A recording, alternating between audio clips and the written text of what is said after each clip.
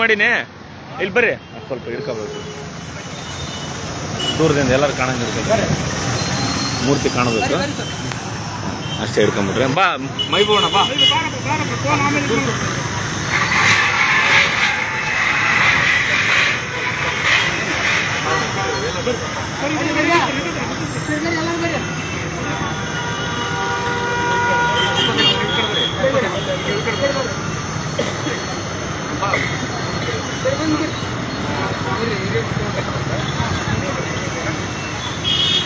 ಮಹಾಮಾನವತಾವಾದಿ ಜಗಜ್ಯೋತಿ ಬಸವೇಶ್ವರವರಿಗೆ ಮಹಾಮಾನವತಾವಾದಿ ಜಗಜ್ಯೋತಿ ಬಸವೇಶ್ವರವರಿಗೆ ಅನುಭವ ಮಂಟಪದ ಪಿತಾಮಹ ಜಗಜ್ಯೋತಿ ಬಸವೇಶ್ವರವರಿಗೆ ಜಗಜ್ಯೋತಿ ಬಸವೇಶ್ವರವರಿಗೆ ಆತ್ಮೀಯರೇ ಎಲ್ರಿಗೂ ನಮಸ್ಕಾರ.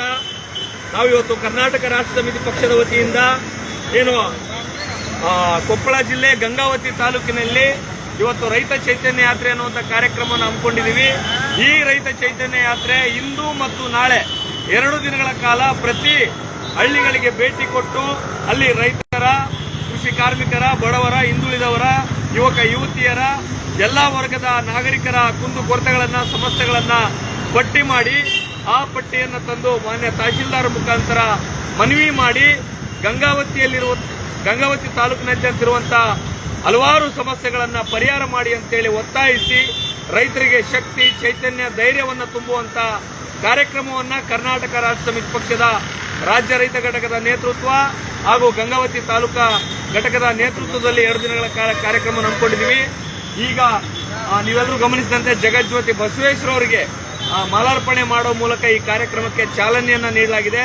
ಈ ಸಂದರ್ಭದಲ್ಲಿ ಕೆಆರ್ಎಸ್ ಪಕ್ಷದ ರಾಜ್ಯ ರೈತ ಘಟಕದ ಕಾರ್ಯದರ್ಶಿಯಾದಂತಹ ಕನಕಪ್ಪ ಉಡೇಜಾಲೆ ಅವರಿದ್ದಾರೆ. ಕೆಆರ್ಎಸ್ ಪಕ್ಷದ ನಮ್ಮ ತಾಲೂಕು ಉಪಾಧ್ಯಕ್ಷರಾದಂತಹ ನಾಗಪ್ಪ ಕಂಬಳಿ ಅವರಿದ್ದಾರೆ.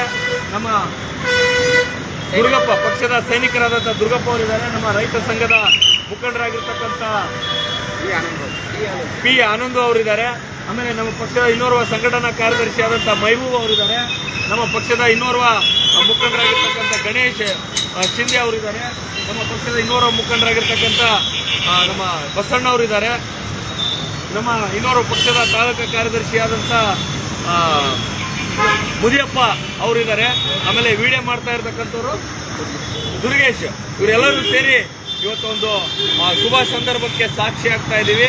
ಇವತ್ತು ಈ ರೈತ ಚೈತನ್ಯ ಯಾತ್ರೆಗೆ ಚಾಲನೆ ನೀಡಲಾಗಿದೆ.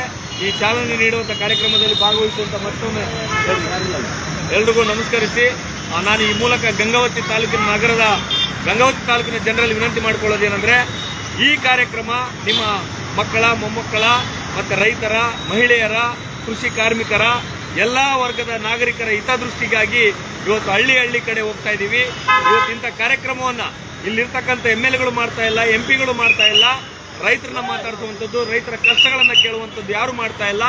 ಆದ್ರೆ ಕರ್ನಾಟಕ ರಾಷ್ಟ್ರ ಸಮಿತಿ ಪಕ್ಷ ಇವತ್ತು ಕಷ್ಟಗಳನ್ನ ಕೇಳಲಿಕ್ಕೆ, ರೈತರಿಗೆ ಅನ್ಯಾಯ ಆಗ್ತಾ ಇರುವಂತದ್ದು ವಿಚಾರವನ್ನ ವಿರೋಧ ಮಾಡಲಿಕ್ಕೆ ಇವತ್ತು ರೈತ ಚೈತನ್ಯ ಯಾತ್ರೆ ಕಾರ್ಯಕ್ರಮಕ್ಕೆ ಚಾಲನೆ ನೀಡಿದ್ದೀವಿ.